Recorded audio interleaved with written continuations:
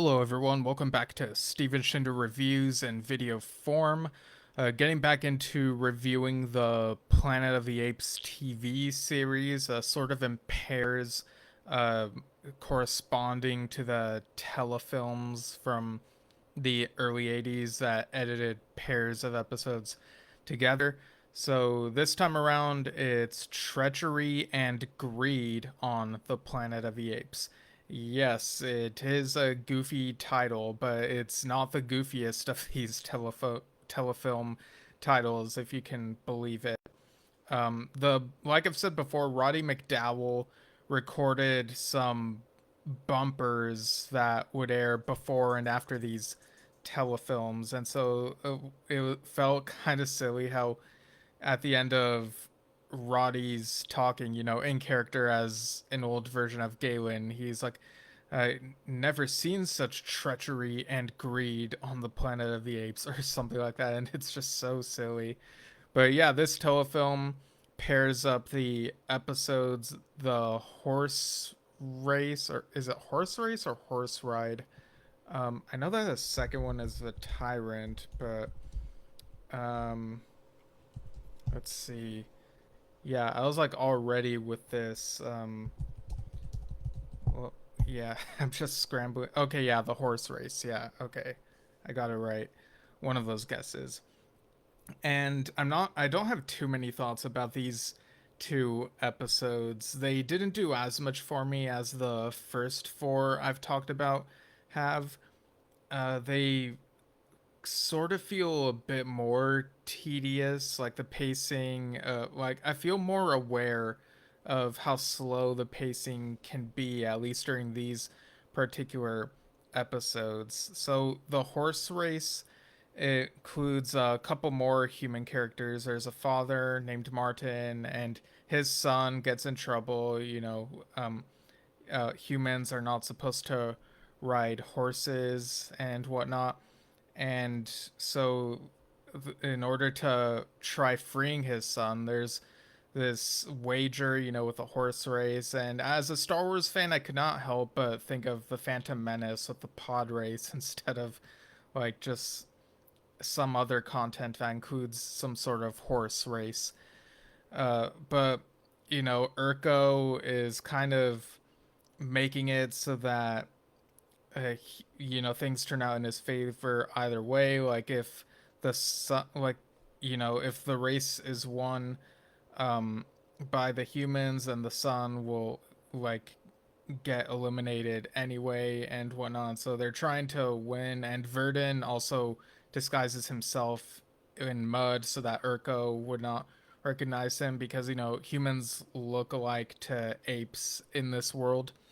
Prefect Barlow makes a return in this one, so I thought maybe that's why this episode ended up in one of the telefilms, because they figured, oh, we've got this recurring character, Prefect Barlow. Let's put him in both of these telefilms and put these telefilms back to back, day after day, so people have this character fresh in their minds. And I do quite like how honorable Barlow is, and how he sort of, he says he doesn't lie, but he finds ways in his words to hide the truth. So I thought that was kind of clever the way that was handled, and how in the end he says that the father and the son will go live with him in um, I think it's called Kamak, the place I go to, and he sort of says that the son is not allowed to ride horses while I'm watching. Like, I thought it was quite nice that he added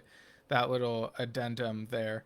There's also a fun moment where Galen is watching Burke do some work, and he's like, "Oh, I can't help you with this work," because then people get suspicious. Like, why is an ape doing this work? And you could tell he's just sort of enjoying the privileged position he's in, and Burke knows it and kind of gives him a hard time.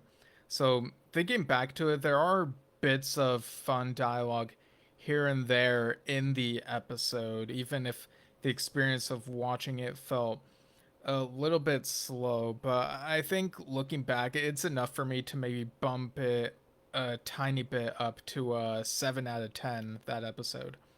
Now, the other one, the Tyrant, this involves a gorilla who's, all into bribery and he's trying to gain power and whatnot. This one felt stagnant, I think, because of the piece being in the set in what felt like was in the same setting, like the same room for such a long duration. And there's an interesting confrontation, with the weaponry involved, but it didn't feel like enough to really inject more excitement into the plot. It felt a bit plotting and tedious, this one. Thinking back, I can't really pick out bits of dialogue I thought were really incredible. It is something to watch for the comfort food of it, I suppose. The ending does feel a bit abrupt. So, yeah, I don't know. The Tyrant, I guess I would give maybe like a 6.5 out of 10. I don't know, maybe there's something I missed. Maybe it was the mood I was in while watching these episodes. That can come through as you watch something and as you review something. We don't always review these things completely in a vacuum. But yeah, I thought these were my least favorite of the 6 episodes I've reviewed so far. So I'm curious to see if the ones that I review later, if any of them will top these, and especially if the 4 episodes that were not put out as telefilms, seeing if those are, in my eyes, lesser compared to these, or if I'll find them to be more enjoyable and be like, why didn't they put those as telefilms?